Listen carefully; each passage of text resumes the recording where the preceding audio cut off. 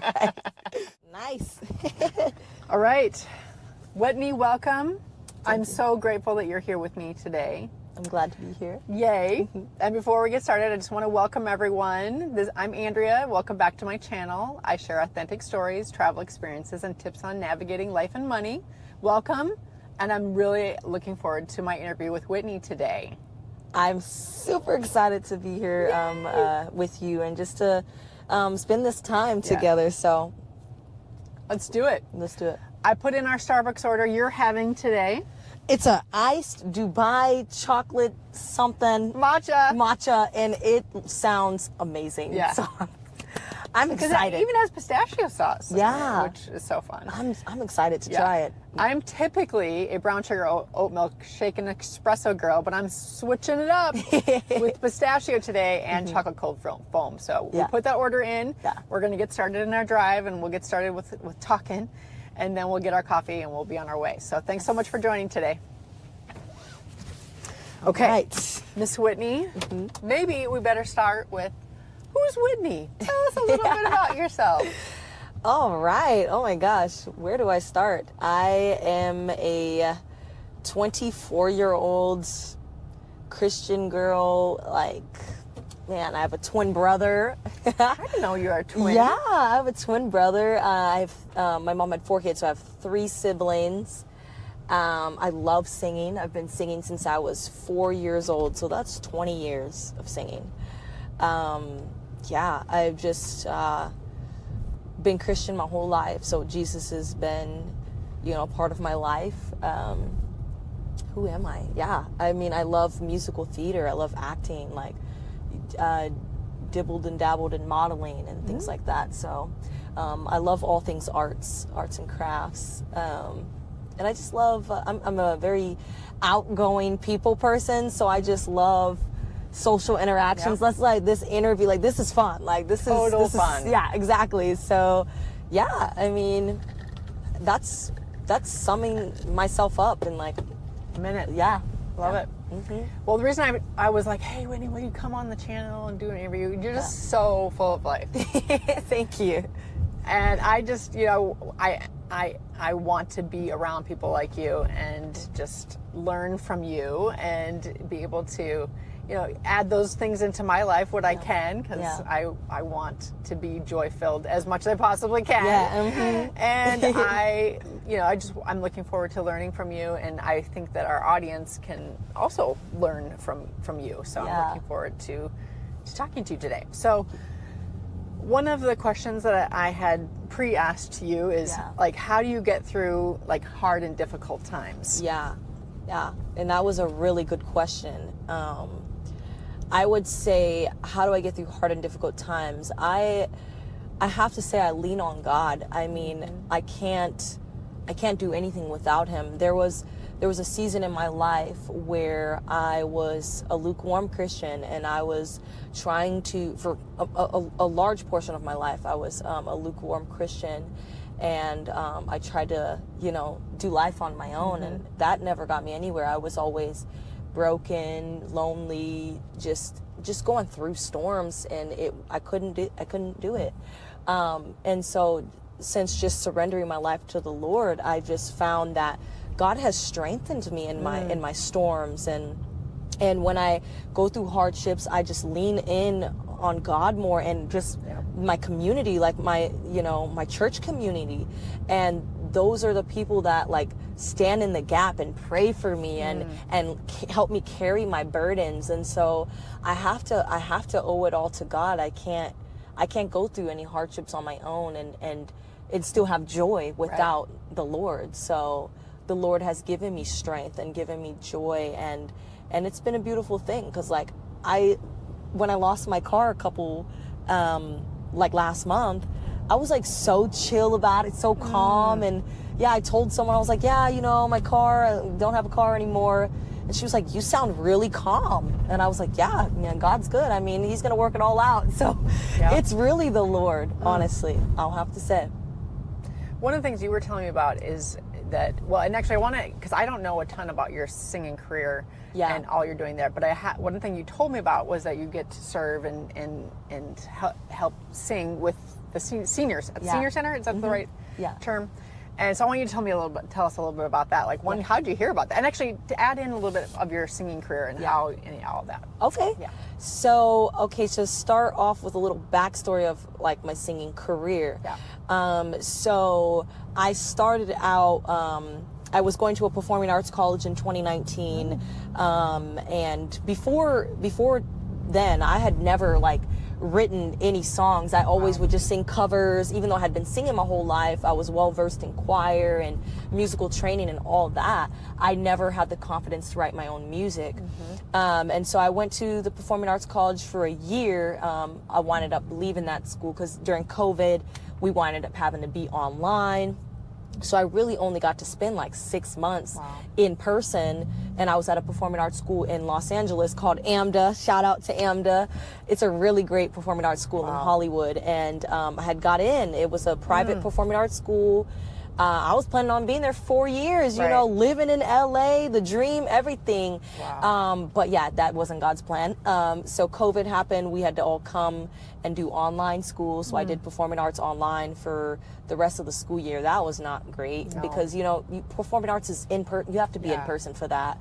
So I decided, you know, to not go back the next year because the following 2 years were like still online, and it was just not going to be worth it to take out another $40,000 loan. You know, it was a Parent Plus loan. Sorry, Mom. But yeah, so then from there, I was like, you know what? I don't need a degree to tell me I could be a singer and I can go do acting and all of that. I could just try to pursue it here in Washington on my own. And so I reached out to a bunch of modeling agencies and acting agencies and sent them my resume, and I got plugged in with an agency, so I was able to get some acting stuff, some singing stuff. And then I just started like writing my own music. And my first song I wrote was not that great, you know, because you're learning. And so it was a flop. I personally hate that song. It had a good message, but the lyrics, not that great. So I deleted that one off all platforms, but I just continued to write. And that then connected me to get plugged in with a music manager. His name is Jay Out. Shout out to him. And he was getting me in shows every month. So I was performing in shows all over Washington, and my music career was starting to grow. And so, but at that time, I was lukewarm Christian, so I was writing secular music. So music about going to the club, you know, fornicating and doing all that stuff. And that was all normal to me. And I wasn't really writing anything that was uplifting to God. I mean, I was writing like encouraging music, you know, music about, you know, overcoming obstacles. And I did write 2 Christian songs, but for the most part, I was on this path of just being a worldly artist for the most part.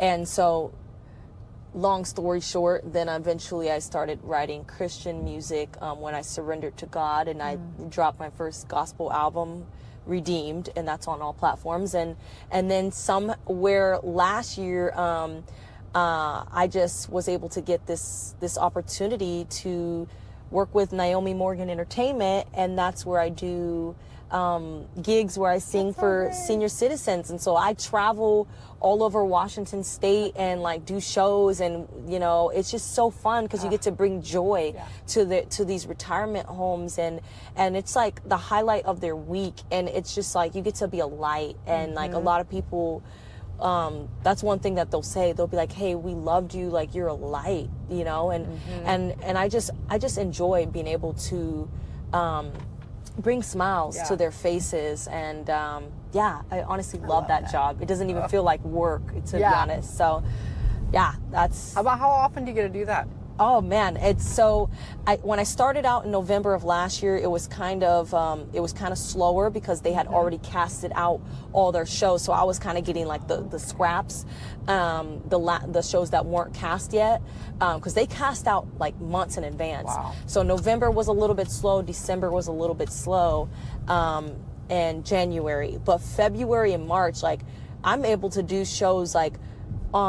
So February was like a few times a week, but starting like next week for March, where I was able to select a bunch of things, I have like 6 shows next week. So some shows I got 2 in a day. Oh, you know, really? so yeah, Wow. so it's picking Fantastic. up, but I just had to like stick through the you know, the last minute shifts that I could grab, but now I'm able to like work like that full time, really. That is so so exciting. it's awesome. It's so, I'm grateful to God for this job. Oh, I love it. I love it. Yeah.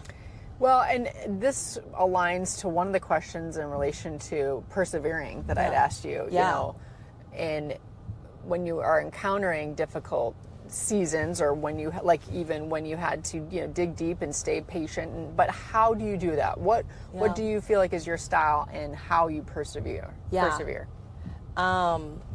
That just reminds me of a scripture that I love. It's in James, and it's James 1 verse 2 through 4, and it says, "Consider it pure joy, my brothers and sisters, when you face trials of many kinds, because you know that the testing of your faith produces perseverance." And then it says, "Let perseverance finish its work, so that you may be mature and complete, not lacking anything." And that's just something I really enjoy, because, you know, I mean, it's kind of like hard to hear, consider it joy when you face trials. Like, you're going to look at that and you're going to be like, what do you mean, God? How am I going to, you know, have joy through the trials?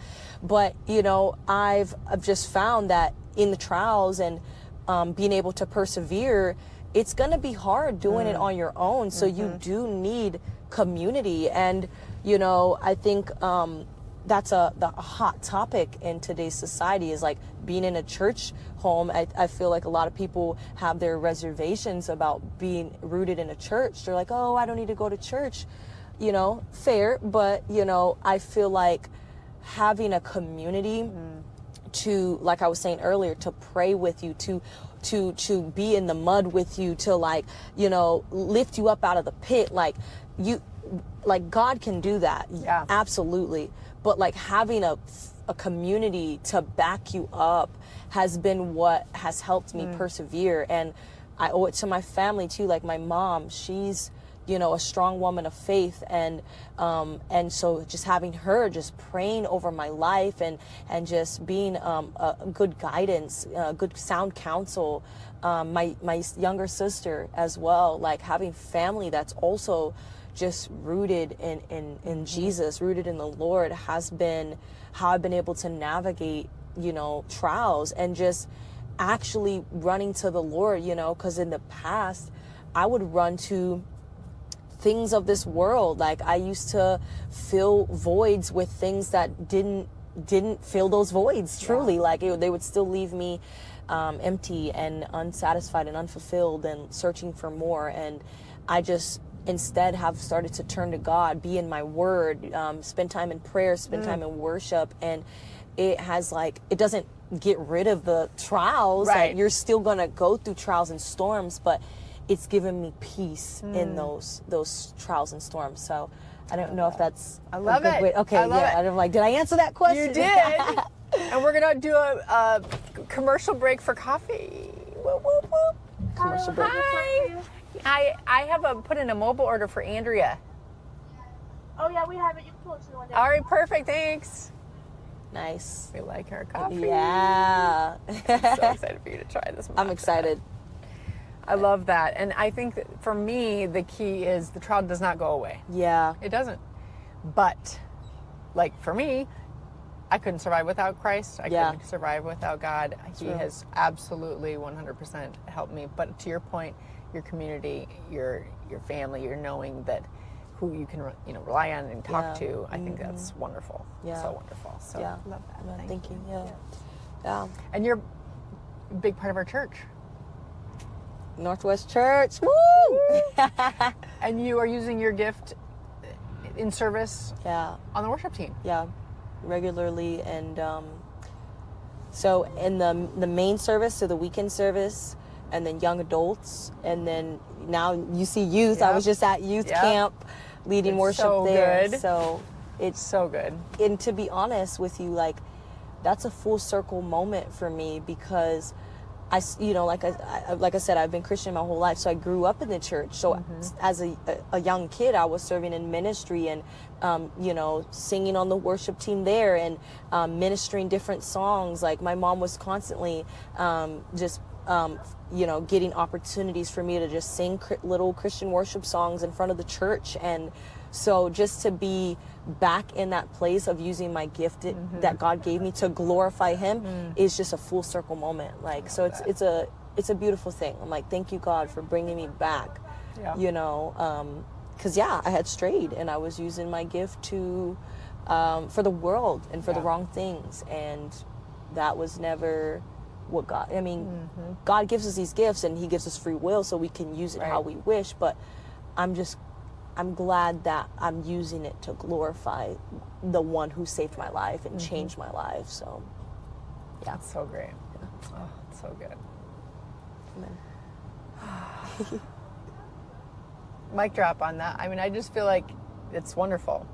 As we're going to pick up our coffee, I feel like if there's a hard moment that you're willing to share or a trial that you're willing to share and how you work through it, I feel like that's the question at least I want to ask. Yeah, it's a good question. I think the hardest moment in my life that really truly changed the trajectory of my life was just the my mom and my dad, just the separation, the divorce that they went through. Without sharing too much, my dad was absent in my life, and and he went through his own storms and stuff, and me and my father are back in speaking terms, and we're good. We're in a good place, but this is still my story.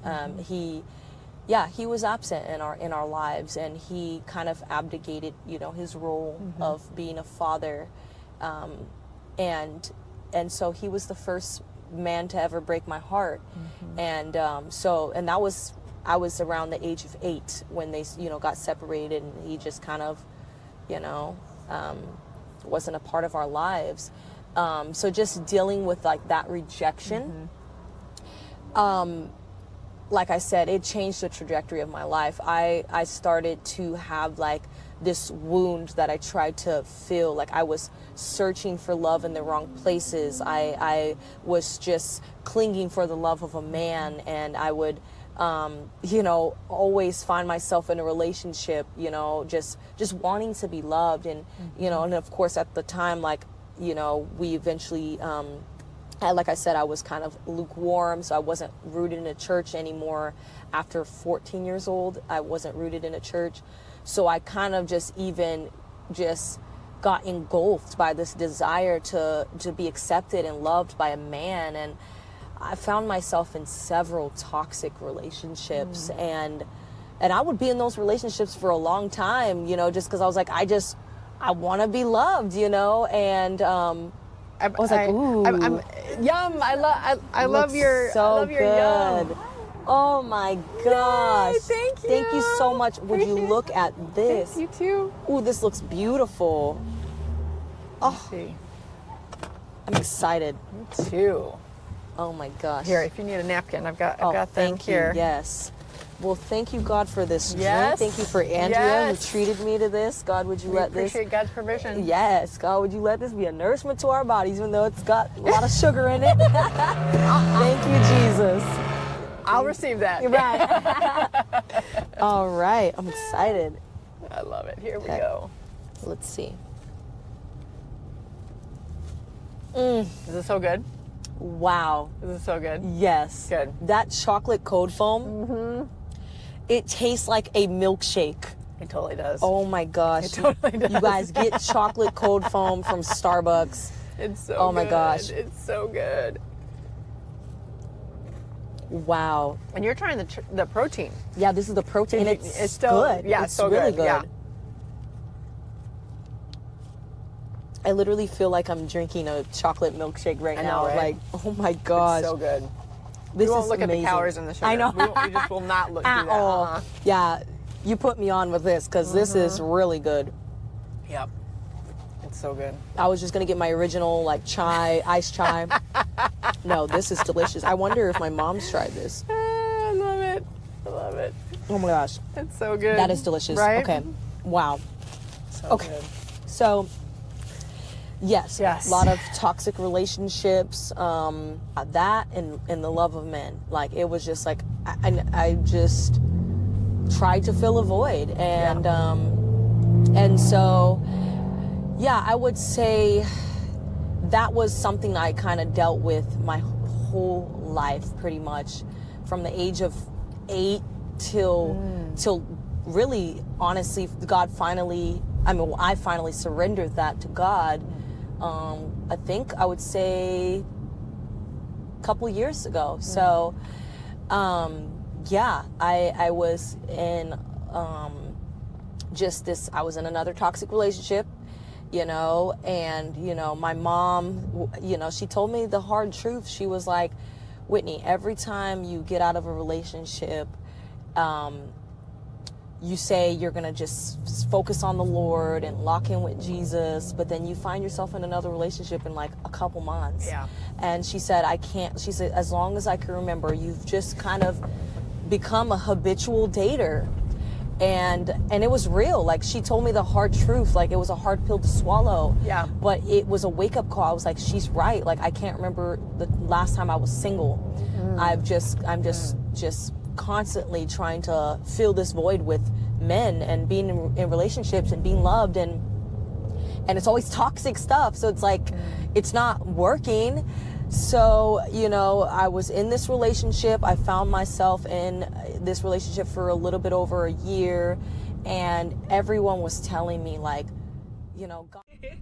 All right, so you were telling me about your dad, but also specifically like your relationships and all that. The most recent relationship that I was in, a lot of people were just telling me, like, hey, like God was sending people to just, because when I got into the relationship, I knew that I shouldn't have been in that relationship. Me and that person, we were both lukewarm as well, but we came to Christ together, and we got baptized together, and we decided to stop fornicating. So it was like we were making strides to like put God at the center, but it just started out like, so it was just not a healthy relationship. And so God was sending people to say, hey, Whitney, like, sometimes God has people in your life for a season. And, even my mom, my sister, like, everyone around me was saying, hey, like, I don't think this is what God has for you. And I was just like, I was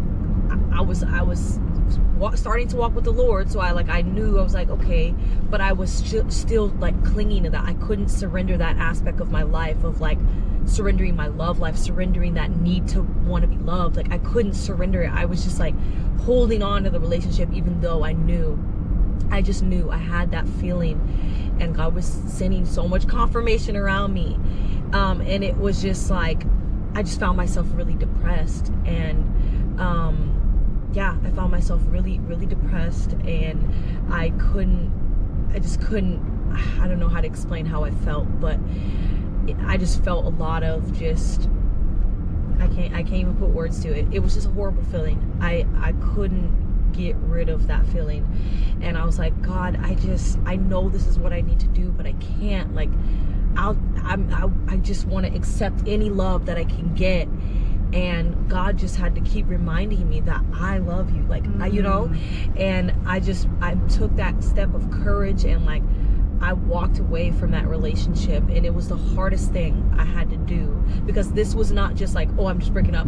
This was me surrendering a lot, like a whole lifetime of like, of something I was struggling with. Right. So it was like, this was something that I felt was bigger than me. This is me from 8 years old to, I think at that time I was 23. 8 to 23, like trying to surrender like something I've been carrying my whole life. And so I took that step, left that relationship, and it was hard at like for maybe the first, the beginning of it, but God just poured out his love, and I felt his love like never before, and God healed me. Like he healed that fatherhood wound, like that, those daddy issues I had, like he healed that. And it was like, it changed everything. Like I went on this whole year where I was like, I'm not dating anyone, I'm not looking at no guys, like nothing, like it's just me and you, Lord. Like, and that was new for me, because it's like, okay, year's not that much, but like it is, because like I was used to getting to a new relationship after a month, like or talking to another guy after a month, because that's how much I wanted to be loved by somebody. And so me taking a year, like where I'm like, somebody's asking for my number, no, you know, in like in a nice way, of course, but you know, just locking in with Jesus, and it, God healed, he healed me, radically healed me. And now it's like, I don't have this desire like where I'm like, I need to be loved by a man. No, God loves me, and he loves me so much that he sent his son to die for me. Like, if, you know, so it's like, God revealed that to me. So that was the hardest journey that I had to overcome in my life. And I really truly think that's the hardest one, because it was a long time. And how long ago was that now? Yeah, so I would say, man, are we going on, when did I step out of that relationship? Was that 2023? Yeah, so 2023 of June. Okay. Yeah, June of 2023. And then, yeah, my 1 year of being out of that relationship was last year, 2020. Wait, no, oh my God, we're in 2026. Oh my gosh. Wait, so it wasn't 2023. Guys, I forgot it was 2026. So then that means that this was 2024. Okay. So 2024, and then 2025 was my 1 year of just not being in a relationship. So yeah, you know. So about a year and a half then, really. Yeah. Almost. Yeah. So that was in June. So in June it'll be 2 years. Well, there's a change of events now. Okay. So yeah, so June, June of last year was my year. Okay. And there was this guy who was trying to, you know, pursue me, and I was like, nope, I can't do it right now. I really need to make sure that God heals that aspect of my life. And so, you know, but he knew where I was at, and he still just, you know, continued to, you know, just check in with me, and, you know, communicate with me and everything. And, so I, you know, I would say it was something, when I started to notice, I was like, okay, I like this guy. Like, he's not like, he's definitely different from everyone else that I was with in the past. Cause like, I started noticing I was finding a pattern that was similar to my dad, you know? And so when he continued to reflect things that were completely opposite, that was scary. It actually scared me. I was like, wait, this is not what I'm used to. And long story short, this guy is long distance. Like, he lives in another state. He lives in Florida. So, but I had met him in Washington. He was here for some time.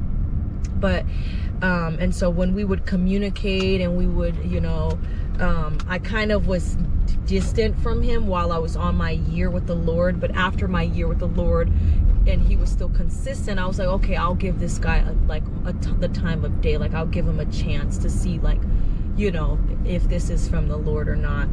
And so him being like different and not like, you know, insecure and low self-esteem and anger issues, like what I was used to, like that was scary.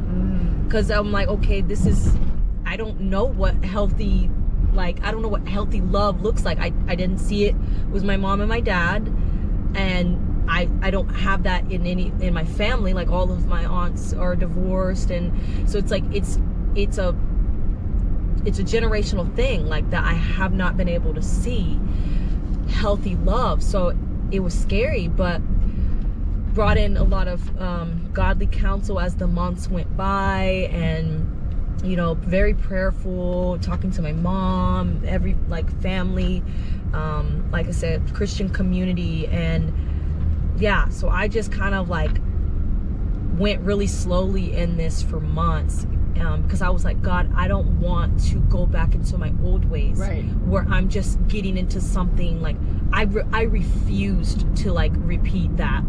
And so that was also a fear, like, that I had to like break free from, like God had to deliver me from, is like, you're not the same, Whitney. Like I've healed you from that, like, you know, and I've healed you from that because you could see you're not ready, you're not even wanting to jump into this because you're so, you know, so God had to keep reminding me, like, you're not who you were like before, you know. And so anyways, I talked to that guy for months and months, and finally, you know, I got to this point where I was like, okay, like, I feel a lot of confirmation. I feel like God's telling me. I felt led to just, okay, take the step, like it take that step into that relationship. And I was so afraid. I was like, I don't know, like, everything seems too good to be true, but I was like, that's just fear talking. And a lot of people, like, who didn't even know I had that fear were confirming that. So like, God was sending people to be like, oh, like, I feel like God's telling me to tell you this. And I'm like, oh my gosh. So it's like, it was just like, it was crazy. And yeah, so then I just realized I was guarding my heart from fear and not from like discernment, like a discernment piece. Like, I just was so afraid to repeat my old ways. And so anyways, after lots of months of talking with him, prayer and all of that, he came out here again in September. And you know, he was like, he came here because he we wanted to just have another trip to see each other. And he was like, hey, like, you know, whenever you're ready, like, I like would love for you to be my girlfriend, but I know like you're in this process. And I was like, man, okay, I guess I'm ready, you know. But he was just so patient with me, and that was a beautiful thing, because like, love is patient. And so he was so patient in my process of like walking this out. And so currently, like, I'm in a relationship since September. Exciting. And so and just like just taking that really slow, and just, you know, trying to, you know, put God at the center. And you know, I have my hands, and he knows this too, like my hands are so open in this relationship. Like, God, if at any point you're like, this is not what I'm okay. Like, it's so, the relationship is so surrendered that it's like, if God like pivots in any way and it's like, I want something, you know, I'm willing to do that, because I don't want to like clench onto it or whatever. So I'm trying to really like make sure I don't fall into my old, which I know, and I can tell I'm not the same Whitney that I was a couple of years ago. But yeah, so that is the turn of events. I am finally in a healthy, like, godly relationship that it's scary, you know. A lot of things in this relationship I'm noticing are healing little things that I'm like, whoa, like, they're still healing them. I'm like, okay, wow, I never realized this is what this could look like, you know. Like, I'm like, wow, you know. And you know, it kind of reminds me of a sermon that Pastor Ben you know, taught. He was like, you know, God can use, you know, his people to heal things in us. So it's like, God's been just little things that I'm like, oh wow, I didn't even know that was something that hurt me. And he's doing the opposite, and now I'm like crying about it, because I'm like, wow, like, this is beautiful, like, you know. So I'm grateful. I'm taking things really slow, just to see, you know what I mean. So that's so exciting. Yay. So as you're almost 25 and you have lived some life, and you are a part of the, supporting the youth. And you see, you know, either yourself or you see younger girls. What do you want to say to the younger girls and speaking into their lives? Oh wow. Okay. Yeah, that's a good question. What I want to say to the younger girls is that never forget, like, your worth and your value. I think it's hard in a society where the beauty standard is like so like outrageous, and it kind of shapes how we feel about ourselves. And I just want to say that beauty standard is fake. Don't listen to that beauty standard, because we'll never be able to meet that beauty standard of society where they're like, oh, you gotta look like this, you gotta have your hair this way, you gotta be this size, and like it's all, the beauty standard is always changing. It's been changing every year, and so always know your worth and your value, and don't look to the beauty standards of society, because God, the creator of the universe, he created you. And the Bible says we're Christ's masterpiece. We're his masterpiece. Like, he took a paintbrush and like painted you and said, you need to be here, and so just take that into consideration. Know that God knitted you together in your mother's womb. You are fearfully and wonderfully made. So never forget your worth and your value, because when you know your worth and your value, you won't settle for things that you don't deserve. You won't settle for toxic relationships, and you won't settle for, you'll carry yourself a different way, and not like in a prideful, like, oh, I'm better than everyone, but like you'll carry yourself as the daughter of a king. You know what I mean? That's good.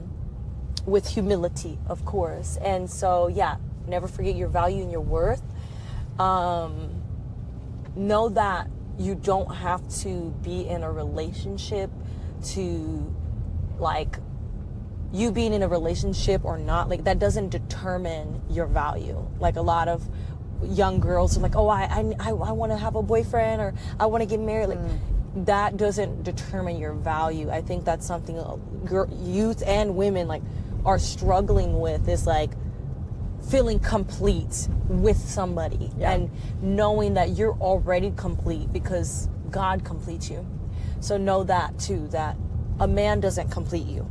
A man is an addition, but it's not a completion. Like, it's not the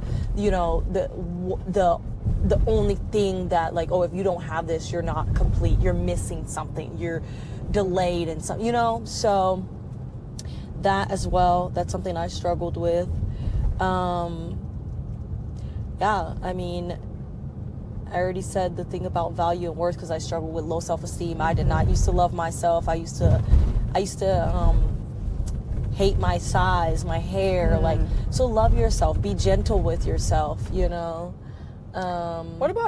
about their dreams? Their dreams. Ooh. Yeah. That's a big one for me. Follow your dreams. Like, don't limit yourself. Like, I've been able to accomplish some of the things that I've been able to accomplish because of God, first and foremost, but because I didn't limit myself. I stopped telling myself that I couldn't, because for so many years I told myself I couldn't write music. I'm not going to be good enough at that. But I just started doing it, and God did the rest. So it's like, so start. Start. I think that's your tip. Start. Yep. Take that step. That's right. And try, because even though you said we probably would like your first song, but that's not the point. The point is you kept going. Yes. Start. Like, take that step. Like, if there's something that you want to do, if you're like, I want to, and don't let other people tell you that you can't do it. You know what I mean? Like, when I told people I was going to performing arts college, they were like, do you have like a backup plan? And I was like, they're like, but that's like a field and a career rough. That people are not. Right. It's no, arts, I know. Yeah, the arts is not really a career that people are like, ooh, they're like, okay, what you want to be a teacher, So don't let people tell you that, because like when they try to, you could tell when people, they give you the looks and they're like, they're like, yikes, but don't let people put fear and doubt in your mind. God didn't give us a spirit of fear. He gave us a spirit of power, love, and a sound mind. So don't let people bring you down and make you feel like you can't do something, like you're incapable or it's too big for you to accomplish. Take that leap of faith. From a practical standpoint, like practically, if someone didn't, like, you have your family, you have a a shelter over your head. Right. And if someone has to work Yeah. to have food and shelter, Yeah. I mean, like, can't do their dream Yeah. in total. Right. In my suggestion is then you do it after work. Yeah, you do it after before good, work. exactly. Right? You Mhm. find a way to make it happen. You do. Add it in. Oh my You don't gosh. watch Netflix. You do your dream. You follow, yeah, and that's so. I'm so Right? glad you even brought that up because that's so real. Like, Yep. you're not Oops, gonna green. be able to put in like, you know, a lot of time, but like, Right. if if that's like a priority, you're like, I want to pursue this. That's right. You're gonna try to make that time. Like, you're after work, after you just worked an 8-hour shift, you're That's gonna right. do an hour here, an You're hour gonna do an there, hour. and you know, and there's benefits in that versus Absolutely. you just, like you said, watching Netflix or just watching, you know, playing games or whatever. Right. Like, that same energy you're putting into that, like, you can put into your, if you like to sew and you want to be a Yeah. fashion designer, you Right. can design your clothes and sew them and, you know, sew a little bit each day, or like, you know, write a little bit of a song each day. Yep. But you have to be willing to put in that effort. And Yep. for the longest, I was working full-time jobs, Right. 60-hour weeks, and coming home and writing music and just still doing shows and things Right. like that. So, and now I'm at a place where now I'm doing what I love. Like, I get to sing and get paid. And, Right. And I also am not working like a full-time job. I'm doing my ministry. I'm doing art. Yeah. I'm doing my brand, and I'm been sustained by God. And So great. and so I'm just grateful to God first and foremost. Right. But it took really just taking that step. Like, Right. I need to be putting in this effort. And now that I make my own schedule, I have my brand that I'm running. I am working for the Singing for Seniors. Like, I told myself, because you can easily get lazy with it. Like, Right, you can I told myself, easily. but it's worth it because I'm doing what I love. And That's so great. yeah, so that's what I want to tell you guys. Do it. Do it. Go do it. Yes, do it. You can do all things through Christ who Yes. strengthens you. Oh, that's good. Yeah. That's a good question. Right? Yeah, it's a good question. Love that. So, One tiny thing that is bugging me that I'm going to say yeah. is if you feel so uncomfortable Yeah. about worried about how others think of your work, Yeah. in my opinion, and what I did is do it. Maybe you don't need to tell everybody. Don't tell everybody. You don't have to tell everybody That's right another away. one. That's good. You can Yeah. just do it do it. until you're good with it. That's so real. right? Yeah. And then, there's videos, I'm like, I love this video. This Yeah. video is so good. Yeah. I am so proud of. There's videos, not super proud of. I'm like, this is like, all right. This is like, all right. But there's videos that I'm like, I did Yeah. good. Yeah. And you know what? If nobody else likes it, it's okay. Because It's I love fine. it. You love it. Yeah, exactly. And that's so good. okay. Yeah, it's okay. And if you're just like, I think you got to get there. You Yeah. got to get to that place. You do. Yeah. Where you're like, well, this one, okay, fine, whatever. Yeah. This one is, I don't Yeah. care if anybody else likes it, because I like it. Yeah. And it's good. It's good. Yeah. I'm happy with this work. Yes. I am proud of this work. And have enjoyed doing this work. Yeah. And it's okay if nobody else, because just not everybody is going to like everything that Yeah. you do. They're That's just so not. true. Mhm. And it's okay. Yeah, it's okay. It is definitely okay. So I love that you said that, because that's another thing. People are like, they back down when they see like they're getting people that are hating, and you're gonna have haters. Like, That's it's just real. gonna happen. Yeah, it's real. The greatest singers of all time, the greatest fashion designers of all time, Right? the greatest of all Artists time. of all time. You're gonna have haters. It doesn't matter if you're the best of the best. It You're gonna have doesn't. people that are hating on you, and that's their problem. That's their problem. You know what I mean? So, It's their problem. and it's okay. Like you said, okay. it is okay. Don't let that bring you down. Don't let that make you like give up. No, you just gotta keep going. Yeah. Keep going. Yes. And yeah, I mean, I've had people, not a lot, but I've had people, tell me, oh, this song's not great, or this is not great here. Okay, thank you Okay. for letting me know. Okay. I'm still going to write music whether you like it or not. Yep. You just won't be one of my supporters. That's totally fine. Totally fine. People writing hate comments under photos or whatever, do you. Do you. And you know what I mean? You love it, God loves it. That's right. That's all that matters. Even if it was just God. God was like, "Yep, I love it," and no one else loved it. That's okay. It's okay. You know what I mean? So it's okay. I like that advice there. Yeah. Just do it. That's right. Not everyone's gonna like your work. That's right. But I think it's important for our youth and just for anyone in general to do, not follow. Well, how do I want to word this? Because what I'm trying to say is I think it's important to do work that's fulfilling, that you love, and I think like it's hard in society, obviously like people are trying to make ends meet, and so like but like you were saying, you can do both. You gotta do both. You gotta do both until the thing that you're trying, you know what I'm saying? Oh, until the thing. Yes, until it pays the bills, That's right. And it may, you know what? It may never. It may never. It may never. But still do it. Still it's do fulfilling it. to you. Yeah. Do it. Yeah. Why would you not do it? Yeah. If That posting doesn't make sense. if posting videos of you singing on YouTube is so fulfilling to you and nobody watches it, like still do it. Like you know what I mean? Because I think it's important. Yeah. I gotta get gasoline because my little fuel light came on. So oh no. We're gonna be back. No, I like that though. Okay. And then I'll start driving you back to my house. I wanted to hear what you were saying though. Is it I okay can to finish. be on camera? It's fine. Okay. Yeah. What was I saying? My last thing. I Uh, was talking about hubby. dang, what was the last point that you were saying? Dang, I was so locked into. I mean, generally, I feel like.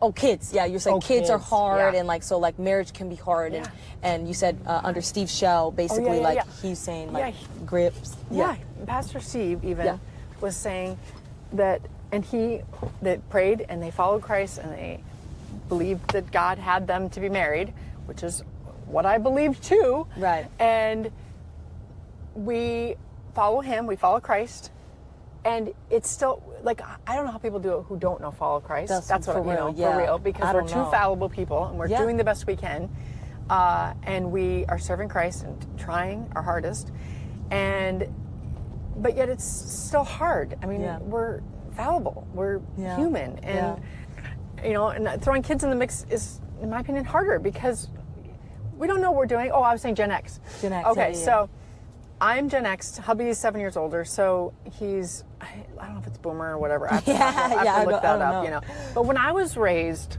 our generation, I mean, this is a long time ago, right? And I also grew up in a small town.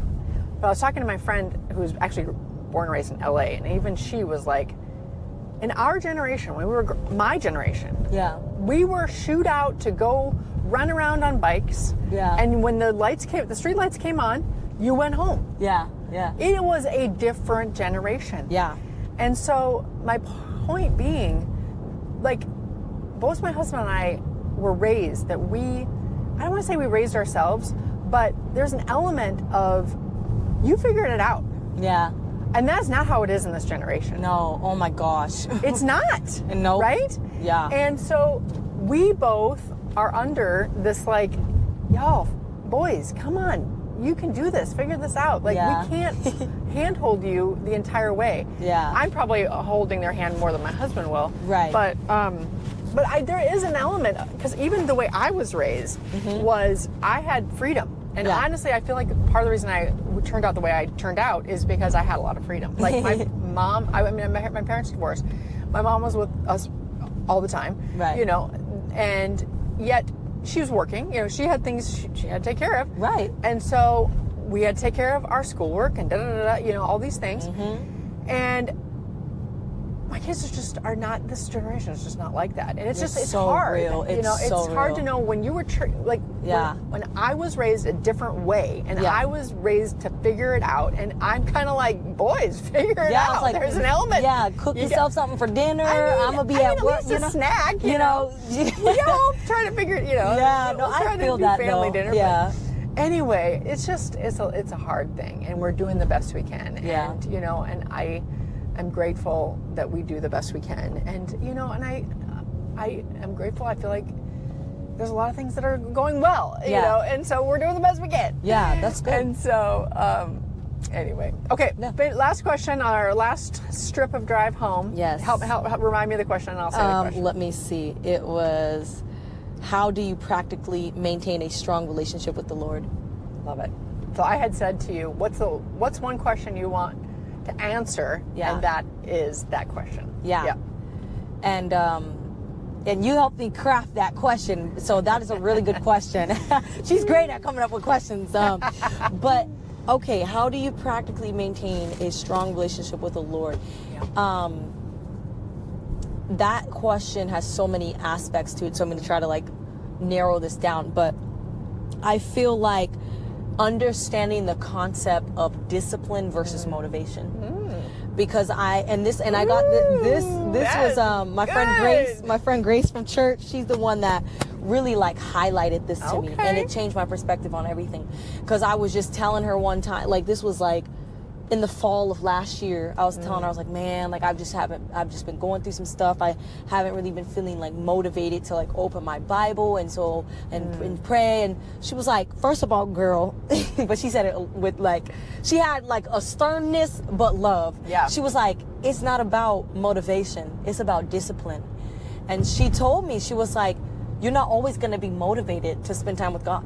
You're gonna have days where you're tired and the scriptures you're reading are boring, or they're not bringing life that day, but it's the discipline. That's good. You know what I mean? The discipline that you have to have. Discipline to spend time with God, to be in your word, to spend time in prayer even when you don't feel like it. Because you're not always going to feel like it. And that concept carries in marriage too, I'm sure. Yes, it does. Yeah, I'm sure you can back that up. It's you're going to go through, you're like, man, you're irritating me today, but I love you anyways, and I'm going to be, you know what I'm saying? So that concept is not just for your spiritual life, That's but right. for marriage, for any relationship. So that is a really solid lesson to That's learn, good. is discipline versus motivation. So that for sure is something that needs to be grasped, because it will help you in everything in life. Knowing that, you're not always going to feel like it. You're going to have moments where you're like, man, I've been praying for people and I'm not seeing nothing change, but I'm going to keep contending till the end. Okay, God, I'm reading Leviticus, God, and I'm like, God, Leviticus isn't standing out to me right now. It's, you're going to get into those phases. There's right. going to be moments where the Bible, you're like, man, God, what's going on in Leviticus? Right. This is not as interesting. Yeah. Leviticus. Yeah, you're not, there's going to be parts of the Bible where what am I reading, Yeah. And that's okay. Be honest, with God. God, hey, I'm reading Genesis, God, and I'm just not getting it. It's just not, be honest. But with where you're at. I think right when the camera went off, you're reading the Bible. Yeah. Say that one more time. Oh, okay, yeah. So I was what started my I guess spark to read the Word was actually rewind. I was invited to a church. This was when I was a lukewarm Christian. I was invited to a church, and this guy witnessed to me. He was like, hey, I want you to come to my church. And I was like, okay, I don't know, I haven't been to church in years. He was telling me about Jesus. I was like, oh, I know about Jesus, But I had my reservation. I was like, man, I don't know. And so I didn't go to church that first Sunday that I was invited, but I went that following Sunday, and the pastor talked about consistency in your relationship with God. And if you want a relationship with Jesus, you're going to prioritize it.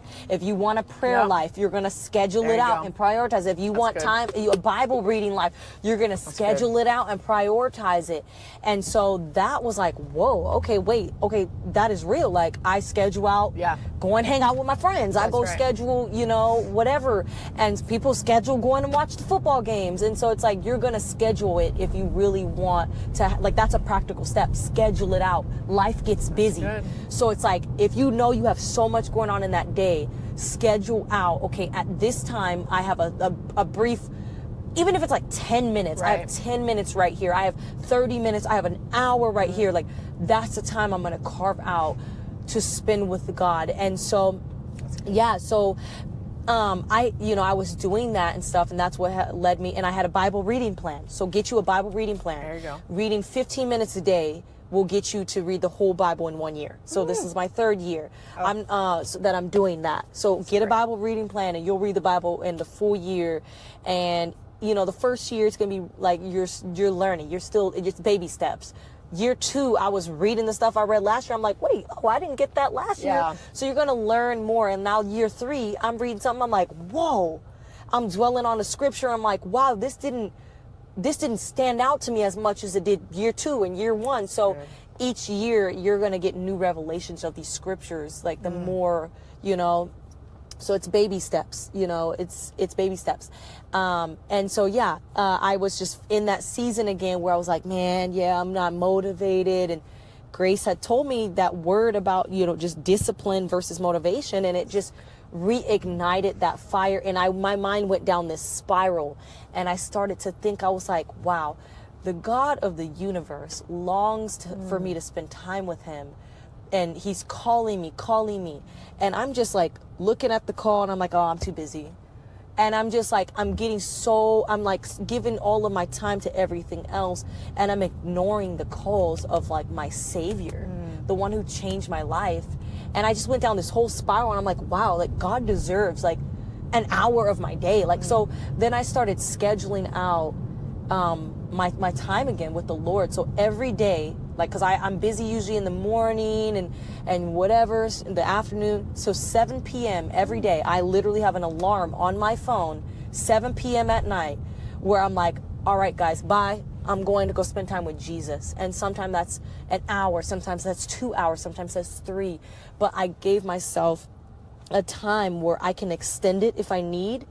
And if it's shorter, it's shorter. But like 7 p.m., that's my time. Everybody knows my phone's going on Do Not Disturb, you know. And sometimes I'll spend a little bit of time with God in the morning, but I'm not a morning person. So sometimes I don't have the energy. So I'm like, God, I barely have anything to give right now. And that's okay. Do the time that's best for you. You know, if you're a morning person, wake up like an hour earlier or 30 minutes earlier to spend like some time in prayer, some time, you know. If you did the, you know, the devotional on your Bible app, that takes like 5 minutes. You know, you could read the little scripture that it gives with the little video. That's a 5-minute thing to start your day. So, you know, to sum that up, schedule it out, your time with God. If you don't schedule it out, you're most likely not going to spend time with the Lord consistently. So have a time that's best for you, that you schedule out, even if you need to set an alarm, you know. So fit it into your day that way. Start small. You're going to have to start somewhere. If it's 5 minutes a day, start there, and it will increase, you know, 5 minutes a day in the Word. Get a Bible reading plan. You need a Bible reading plan for sure. It's so helpful. And you'll read, I guarantee you'll read the entire Word, but you may fall off and be inconsistent with that sometimes. So just trying to be disciplined in that. Have a community. Without community, it's hard to be on fire for God. So have people hold you accountable. Like if you stop showing up to church, you know, your friends are going to call you up like, hey girl, where you at? I haven't seen you. Like, are you, you know, how's your relationship with God? You know, have community that's going to hold you accountable. They're gonna ask you, they're gonna challenge you, like, hey, how's your time with God lately? Have you been in your Word? Like, how's your prayer life? And like, that's kind of scary, because like, if you like, you know, you're like, ooh, low key, it's not been great, you know, but they're going to pray for you and encourage you, and they're not going to like make you feel guilt or shame, but they're going to be like, hey, like, let me pray for you in that. Let me pray for encouragement, you know?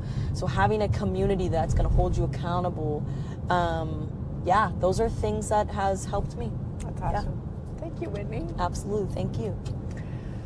All right. Well, I am just so grateful Whitney took the time to spend with us today. And if you have a question for Whitney, put it in the chat, and maybe we can do a follow-up with Whitney.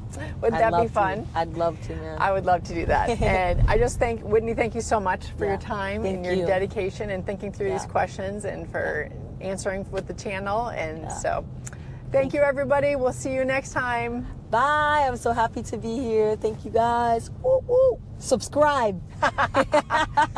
I'm good with that. All right. Thanks, everybody. All right, bye.